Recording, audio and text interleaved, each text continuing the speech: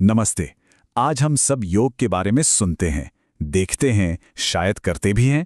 Mat पर आसन, प्राणायाम। लेकिन क्या हमने कभी सोचा है कि ये जो शब्द है योग, इसका असली मतलब क्या है?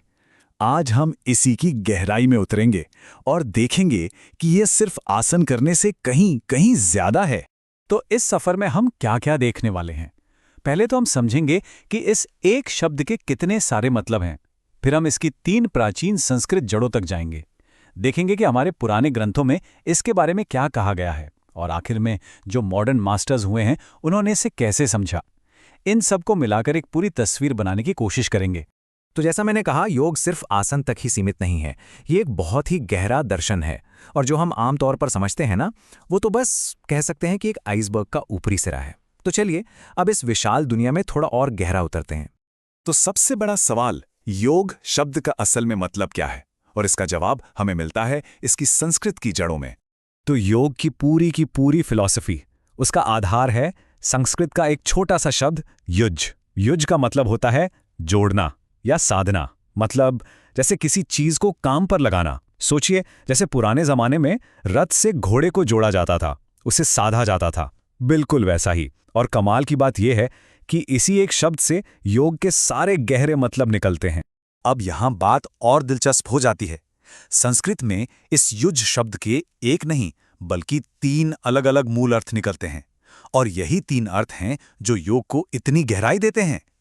यही है वो 3 जड़ें जो योग की पूरी इमारत को थामे हुए हैं। पहला है युजिर योगे, जिसका सीधा सा मतलब है जोड़ना या मिलन। किसका मिलन? शरीर, मन और आत्मा का।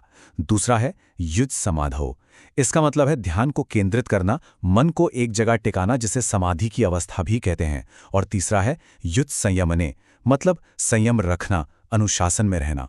अब हम आगे जितनी भी परिभाषाएं देखेंगे ना, वो सब इन्हीं 3 आइडियाज के इर्द गिर्द घूमती मिलेंगी। ये बहुत जरूरी है। अच्छा, तो ये तो हो गई थ्योरी। अब देखते हैं कि भारत के जो बड़े बड़े प्राचीन ग्रंथ हैं, उनमें इन 3 अर्थों की झलक हमें कैसे मिलती है। चलिए सबसे पहले चलते हैं उपनिषदों की तरफ, और उसमें भी खास तौर पे कठोपनिषद। इसकी परिभाषा को योग की सबसे पुरानी और साफ व्याख्याओं में से एक माना जाता है। यह क्या कहा गया है? इंद्रियों की दृढ़ पकड़ को ही योग माना जाता है। ये सीधे सीधे हमारे तीसरे मूल युज संयमने यानी अनुशासन से जुड़ता है।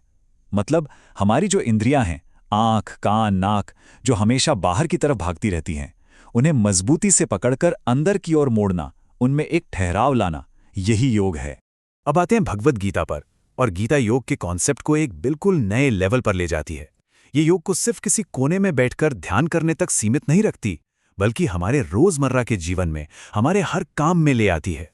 गीता में योग की कई कमाल की परिभाषाएं हैं, जैसे समत्वम योगः उच्यते, मतलब सुख दुख, सफलता असफलता, हर हाल में मन को शांत और बराबर रखना ही योग है। फिर है योगः कर्म सुख कौशलम, यानी अपने काम को पूरी कुशलता से, पूरी स्किल से करना ही योग है। और एक और, दुख से जो पूरी तरह मुक्त कर दे, वही अवस्था योग है। तो देखिए, यहां योग क्या है? ये सिर्फ ध्यान नहीं, बल्कि जीवन जीने का एक तरीका है, एक बैलेंस नजरिया है। अब हम आते हैं उस परिभाषा पर जिसे शायद योग की सबसे मशहूर और कह सकते हैं कि सबसे सटीक परिभाषा माना जाता है। ये दी है महर्षि पतंजलि ने अपने योग सूत्रों में, और ये योग को सीधे हमारे मन से जोड़ती है। योगश्चित्त वृत्ति निरोधः, इसका मतलब है योग मन की वृत्तियों का निरोध है। अब ये वृत्तियां क्या हैं? ये हमारे मन में लगातार उठने वाले विचार, भावनाएं, यादें हैं, जो एक लहर की तरह आती जाती रहती हैं। पतंजलि कहते हैं कि योग इन लहरों को शांत करने की प्रक्रिया है, ताकि हमारा मन एक शांत, स्थिर झील की तरह हो जाए। ये हमारे दूसरे मूल युज समाधो यानी स्थिरता का सबसे साफ उदाहरण है। तो ये तो थी प्राचीन ग्रंथों की बात। अब थोड़ा आगे बढ़ते हैं, 20वीं सदी में आते हैं।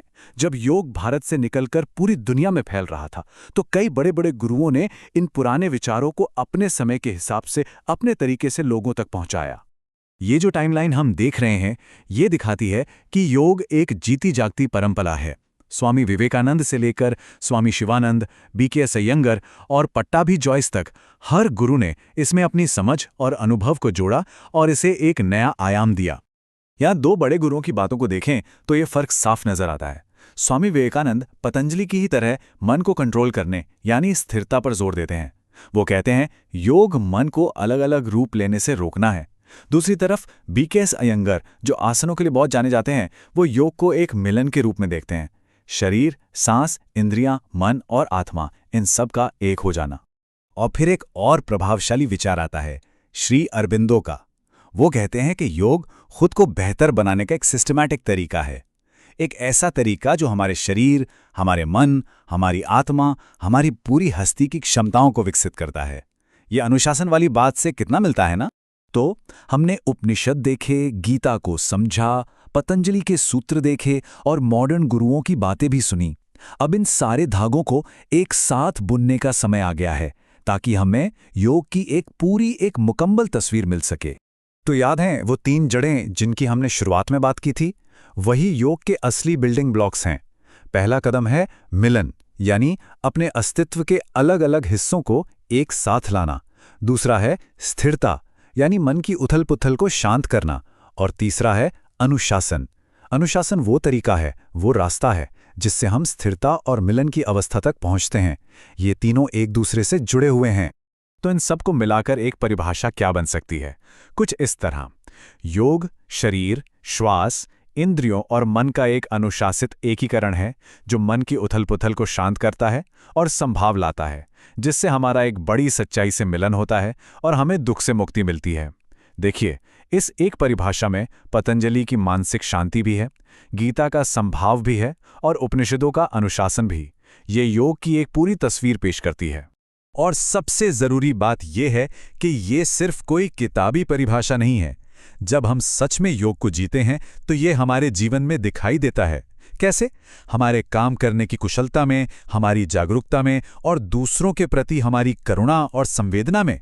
तो आखिर में बस एक सवाल: जब हम योग को सिर्फ एक घंटे की एक्सरसाइज की तरह नहीं बल्कि जीवन जीने के एक पूरे सिस्टम की तरह देखते हैं, तो जरा सोचिए आज की इस भाग-दौड़ भरी दुनिया में इसके मायने हमारे लिए कितने बदल सकते हैं, कितने गहरे हो सकते हैं।